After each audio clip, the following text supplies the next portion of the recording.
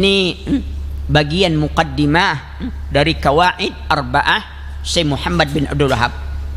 Panjang di bawahnya lagi, tapi kita ambil bagian poin ini saja untuk materi ini. Apa kata beliau? Awalnya beliau berdoa, ya alam arsadakallahu ta'ala li ta'atihi. Setiap antum baca kalimat-kalimat i'lam di dalam Al-Quran, itu artinya kun mutahayyi'an mutafahiman. Duduklah, dengarkanlah dengan tenang, mutafahiman. Semoga Allah akan memberikan kepahaman kepada kalian. Ini adab dalam menuntut ilmunya. Tenang, dengar. Kau bisa catat.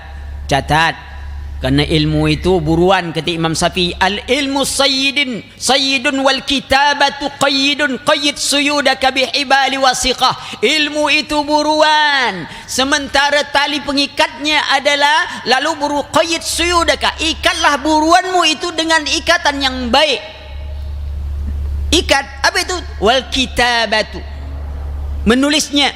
Kalau kini sudah Allah berikan banyak alat kan, ya. Kalau dulu al ilmu fi sudur, kalau kini al ilmu fi CD. Nah, beda-beda tipis. Ya. Kalau dulu ilmu fi sudur, langsung duduk, masuk ke hatinya, langsung di dalam otaknya. Kalau kita kan al ilmu fi CD. Kadang-kadang saya punya ide lain pula lagi, karena biasanya kalau ada kajian kan banyak pakai rekaman aja tuh. Bagusnya saya buat rekaman dulu di rumah. Ya. Pas datang taklim, saya putar aja rekaman saya. Kita duduk di situ, kita rekam aja semua MP3 apa di sini, kita duduk berbual sambil makan-makan di luar. Habis rekaman, habis pengajian.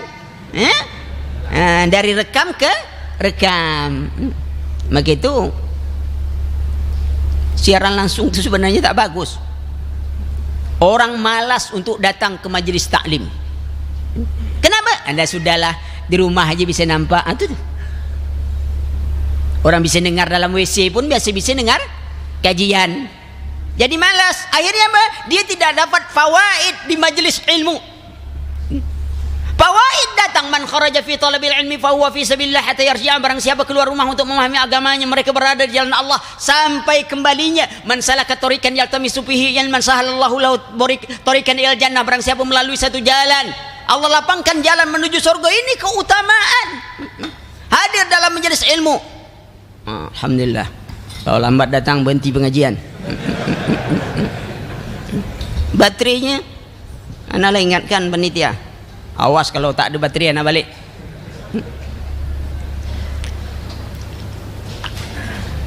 Hitam putih, apa? Merah putih. Perhatikan. Lihat, maka itu hadir ikhwan. Majelis ilmu, ulama kita hadir dalam majelis ilmu.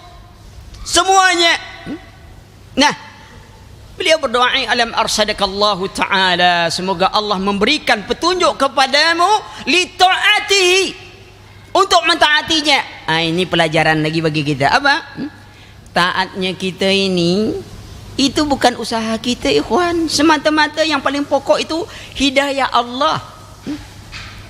Maka itu apa? Ketika kita sudah jadi orang taat, Allah berikan kesempatan untuk menuntut ilmu. Wa may yuridullahu khairan yufaqihu fid din. Jangan menyombongkan diri dengan keadaan itu.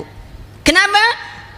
Karena kita ini mampu lakukan ketaatan, mampu ikut taklim, mampu ikut taatkan. Ini semuanya itu karena Allah yang memberikan kepada kita. Kalau kita tidak menyadari ini, apa yang timbul? Wah, saya sekali dengar kajian langsung tobat. Ente lah berapa lama ngaji tobat tidak? Itu timbul tuh. Yang kedua, kita jatuh bisa kesombongan. Lihat, kata Imam Fudail bin Iyad, orang nuntut ilmu itu 3 tingkatan. Tingkatan pertama sombong tuh. Kalau baru belajar tahsin Quran, wallah, tak ada lagi di Pekanbaru ni yang paling hebat baca Quran kecuali dia itu. Suka nak dengar salah orang aja ya. Imam baca Quran, dengarkan. Bagaimana bacaan imam tadi? Mantap, tapi makhraj hurufnya kurang tepat. Makhraj. Apa salahnya? Tadi dia salah baca, seharusnya ihdinas siratal mustaqim. Tadi imam baca macam apa? Ihdinas siratal mustaqim. Sodnya tak sangkut ke gigi, jadi makhrajnya kurang tepat. Sifatnya ini. Kau tak tanya imam tu punya gigi apa tidak? Tanyalah dulu. Pak Imam, tadi saya dengar bacaannya si apa pasal? Tanya. Oh ternyata mungkin saya tadi habis gosok gigi, lupa masang lagi. Tu makanya bacaan begitu. Biasanya baik, kata dia, kena terpasang. Pak Imam lupa masang giginya. Sombong. Baru ikut sunnah, baru ngaji sunnah nih. Tak ada lagi orang paling sunnah di dunia kecuali dia. Syaitan tidak goda kita melakukan bid'ah lagi, ikhwan, tapi syaitan goda kita menjadikan kita orang yang sombong dalam mengamalkan sunnah. Belajar jadi sombong, ngamalkan sunnah jadi sombong.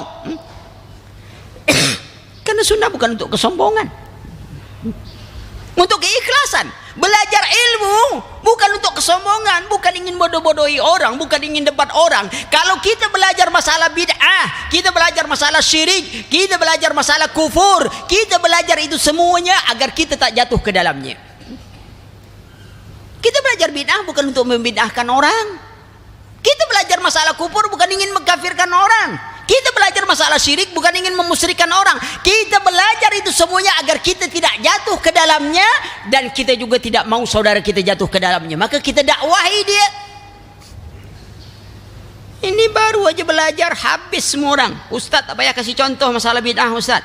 Terus saya lah hafal. Kalau yang ini itu Ustaz buatnya, yang itu dia sendiri tak tahu. Pelajari guru iya, tapi bukan. Apa kata Huzaifah ibn al-Yaman? Kana an-nas yas'alu Rasulullah sallallahu alaihi wasallam 'anil khair wa kuntu sa'altuhu 'anil syarr mukhafan ay yaqa fihi. Sahabat semua bertanya kepada Rasulullah tentang kebaikan, aku bertanya kepada Rasulullah tentang keburukan, mukhafan ay yaqa fihi, karena aku takut terjatuh ke dalamnya. Umar bin Khattab berkata, yunqadu ural Islam uratan idza nashat fil Islam man lam ya'riful jahiliyah.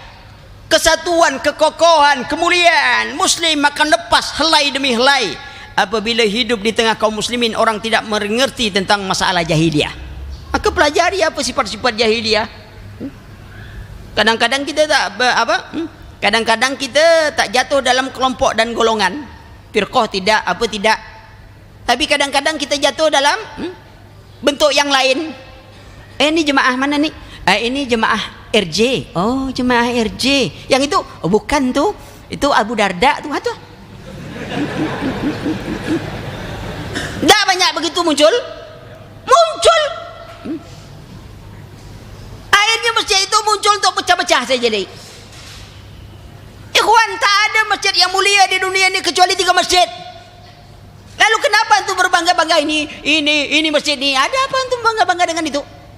Memangnya sholat di sini lebih utama daripada masjid yang lain? Atau sholat di sana lebih utama? Tidak, yang 3 masjid. Lalu apa bangga antum dengan masjid-masjid? Kita terjebak. Setan pandai, kalau tak pandai tak jadi setan dia. Kelewat pandai. Tengok.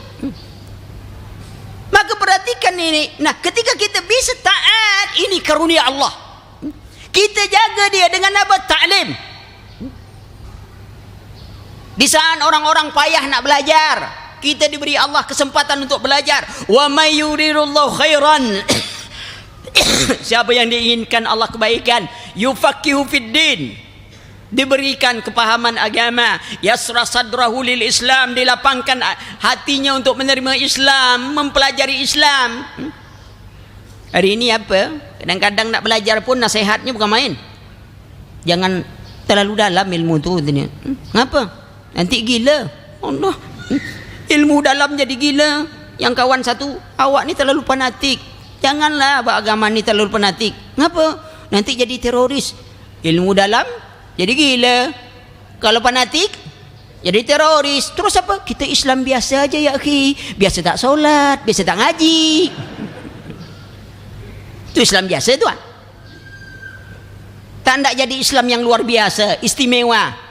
Kita mau tak jadi suami yang biasa di mata isteri? Sudah bergaya habis tu, segala minyak wangi lah pakai, sampai minyak duyung pun dipakai. Kalau minyak duyung tu minyak untuk orang mati, apa pakai juga tu. Sudah habis gaya, lewat isteri. Dek, macam apa pandang dek abang ni? Bang, biasa aja bang. Kira-kira apa perasaan antum? Kita kalau menjadi suami ingin suami istimewa, istri mau jadi istri yang istimewa, undangan-undang istimewa, pegawai istimewa. Kenapa kita tidak mau jadi hamba yang istimewa di hadapan Allah? Nah, kita perhatikan, Allah sudah pilih kita. Kita jaga itu. Lalu beliau katakan, semoga